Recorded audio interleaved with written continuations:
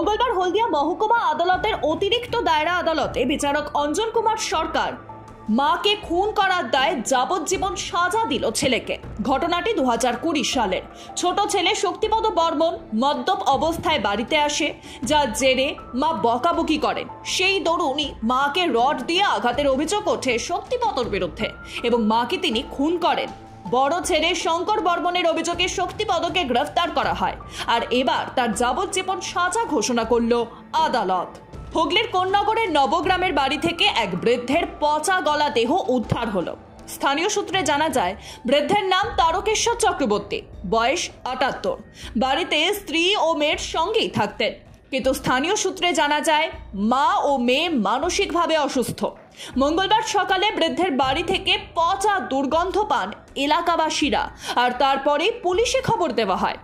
কিভাবে মৃত্যু হয়েছে তা নিয়ে দেখা দিয়েছে ধোঁয়াশা। পুলিশের পক্ষ থেকে অস্বাভাবিক মৃত্যুর মামলা রুজু করে চলছে তদন্ত।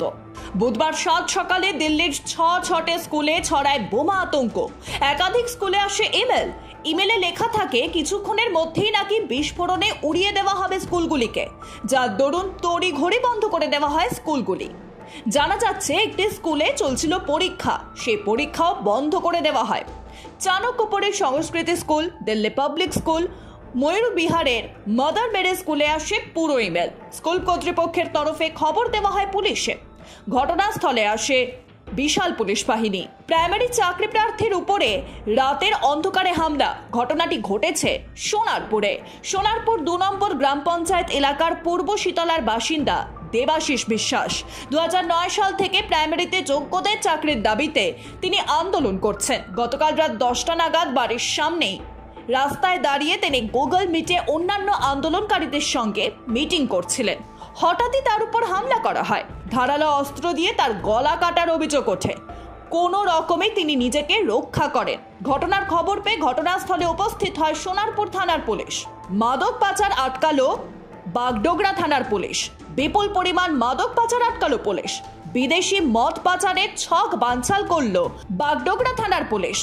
জানা যাচ্ছে ট্রাকের 2টি ফোন নম্বর প্লেট বানিয়ে আসাম থেকে বিহারের উদ্দেশ্যে বিপুল পরিমাণ মদ পাচার করার ছক কষেছিল পাচারকারীরা।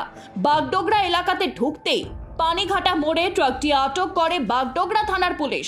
ঘটনায় গ্রেফতার 2 ব্যক্তি। জানা যাচ্ছে আসাম থেকে বিহারের উদ্দেশ্যে নিয়ে যাওয়া হচ্ছিল মদগুলি।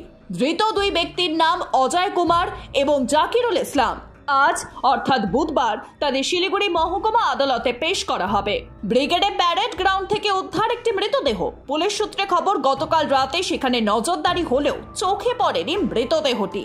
আজ সকালে ব্রিগেড প্যারেড গ্রাউন্ড থেকে দেহ উদ্ধার হয়। ছড়ায় চাঞ্চল্য। এক মধ্যবয়সী মহিলার দেহ পাওয়া গিয়েছে সেখানে। মৃতদেহটি উদ্ধার করে ময়না তদন্তের জন্য পাঠানো হয়েছে পুলিশের পক্ষ থেকে। সাত সকালে কলকাতায় পথ দুর্ঘটনা, যার জেরে আহত গাড়ি চালক।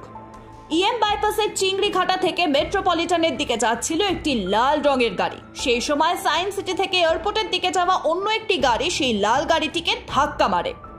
ধাক্কার জেরে 2 গাড়ি ক্ষতিগ্রস্ত হয়েছে। দুমড়ে মুচড়ে যায় গাড়ি দুটি। সিগন্যাল থাকলেও তা ভেঙে এগিয়ে যাওয়ার চেষ্টা করে গাড়িটি, যার জেরে লাল গাড়ির সঙ্গে দুর্ঘটনাটি ঘটে। মাঝ আকাশে অসুস্থতার ভান করে সোনা পাচারের চেষ্টা মহিলার, কিন্তু এত কিছুর পরও শেষ রক্ষা হলো না তার। গ্রেফতার হলেন তিনি।